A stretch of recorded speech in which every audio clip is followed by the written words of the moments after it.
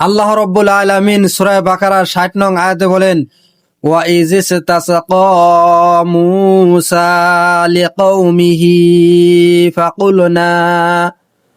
ফাকুলনা দরিব বা'সাকাল হাজার। ওয়া ইজ আর যখন ইযিসতাসকা প্রার্থনা করলো মূসা আলাইহিস সালাম, আর যখন মূসা আলাইহিস সালাম আল্লাহর দরবারে পানি প্রার্থনা করলেন লিকাওমিহি তার জাতির জন্য, আল্লাহ রাব্বুল আলামিন বলেন ফাকুলনা দরিব বা'সাকাল হাজার। ফাকুলনা আমি বললাম, অর্থাৎ আল্লাহ রাব্বুল আলামিন বলেন ইদরিব তুমি প্রহার করো, বা'সাকা তোমার হাতের লাঠি দ্বারা, আল হাজার পাথরের ভিতরে তুমি প্রহার করো তোমার হাতের লাঠি দ্বারা। ফাজারাত মিনহু ইসনাতা আশারাতা আইনা। ফাজারাত এতপর তা থেকে প্রবাহিত হলো, মিনহু উহা থেকে, ওই পাথর থেকে ঝর্ণা প্রবাহিত হলো, ইসনাতা আশারাতা আইনান 12টি ঝর্ণা দ্বারা প্রবাহিত হলো। সুবহানাল্লাহ। কদ আলিমা কুল্লু উনাসিন মাশরাবাহুম। কদ অতি শীঘ্রই, অবশ্যই, আলিমা তারা জানলো, কুল্লু উনাসিন প্রত্যেক গোত্র, মাশরাবাহুম তাদের প্রাণ করার স্থান, অর্থাৎ 12টি ঝর্ণা প্রবাহিত হলো। তারা 12টি গোত্র ছিল, প্রত্যেক গোত্রই আলাদা আলাদা পান করার স্থান জেনে নিল। কুলু আশরাবু মির রিজকিল্লাহি। আল্লাহ রাব্বুল আলামিন বলেন কুলু তোমরা পান করো, খাও, ওয়াশরাবু এবং পান করো, মির রিজকিল্লাহ আল্লাহর দেওয়া রিজিক থেকে তোমরা খাও এবং কি পান করো। ওয়ালা তাআসাউ ফিল আরদি মুফসিদিন। ওয়ালা তাআসাউ আর তোমরা অতিরঞ্জিত করিও না, ফিল আরদি জমিনের ভিতরে, মুফসিদিন ফাসাদ সৃষ্টি করে, সীমা লঙ্ঘন করে। এই আয়াতের তাফসিরে ইবনে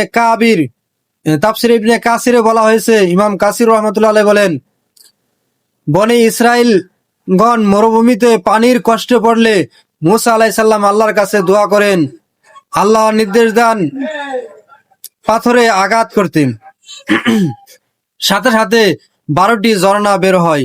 বনি ইসরাইলের 12টি গোত্র ছিল, প্রত্যেকের জন্য আলাদা ঝর্ণা নির্ধারিত হয় যাতে ঝগড়া না হয়। এতে আল্লাহর কুদরত ও নবীজির মুজিজা প্রকাশ পায়। শেষে আল্লাহ তাআলা সতর্ক করেন, নিয়ামত পেয়ে পৃথিবীতে ফাসাদ সৃষ্টি করিও না। তাফসিরে ইমাম কুরতুবী রাহমাতুল্লাহ আলাইহি বলেন ইস্তাসকা অর্থ হলো পানি প্রার্থনা করা। পাথরটি সাধারণত পাথর হলেও আল্লাহর কুদরতে, আল্লাহর হুকুমে তা থেকে পানি বের হয়।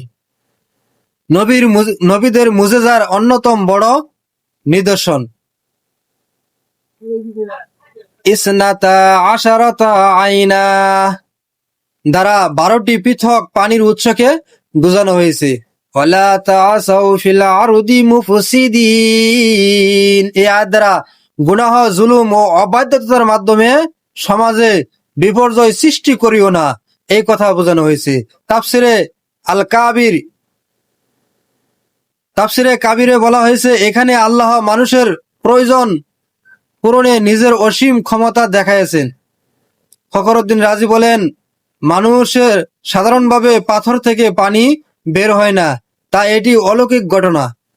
আল্লাহ বান্দাকে শিক্ষা দিয়েছেন, বিপদে তার কাছেই সাহায্য চাইতে হবে। 12টি ঝর্ণা বের হওয়ার মধ্যে শৃঙ্খলা ও সামাজিক সুব্যবস্থার শিক্ষা রয়েছে। তাফসিরে আল বাইজাবি ইমাম বাইজাবি রহমতুল্লাহ আলাইহি বলেন, লাঠি দ্বারা আঘাত করা ছিল বাহ্যিক কারণ, প্রকৃতপক্ষে পানি বের করেছেন আল্লাহ। প্রত্যেক গোত্রের জন্য আলাদা পানির উৎস নির্ধারণ করা হয় যাতে বিবাদ সৃষ্টি না হয়। আয়াতে আল্লাহর নিয়ামতের কৃতজ্ঞতা আদায়ের নির্দেশ রয়েছে। তাফসিরে জালালাইন ইমাম জালালউদ্দিন বলেন যে মুসা আলাইহিস সালাম এর দোয়া বরকত দোয়ার বরকতে পানি, পাথর থেকে পানি প্রবাহিত হয়। কুল্লু উনাসিন মাশরাবাহুম, অর্থাৎ প্রত্যেক দল নিজেদের পানির স্থান চিনে নেয়। মুফসিদিন, এর অর্থ হলো অবাধ্য, সীমা লঙ্ঘনকারী ও অন্যায়ের মাধ্যমে সমাজ নষ্টকারী। এই আয়াতের গুরুত্বপূর্ণ শিক্ষা হলো যে বিপদে আল্লাহর কাছে সাহায্য চাইতে হবে। নবীদের মুজিজা সত্য, আল্লাহর নিয়ামতের শুকর আদায় করা জরুরি। সমাজে শৃঙ্খলা, ন্যায় বিচার বজায় রাখা প্রয়োজন। ফাসাদ ও অশান্তি সৃষ্টি করা হারাম। সহিহ হাদিসের আলোকে আব্দুল্লাহ ইবনে মাসুদ থেকে বর্ণিত, রাসূল সাল্লাল্লাহু আলাইহি ওয়াসাল্লাম বলেছেন, বনি ইসরায়েলের উপর অবতীর্ণ নিদর্শন সমূহ তোমাদের জন্য শিক্ষা। এই আয়াতে আল্লাহর কুদরত ও নিয়ামতের শিক্ষা রয়েছে। হাদিসটি বুখারী ও মুসলিমে রয়েছে।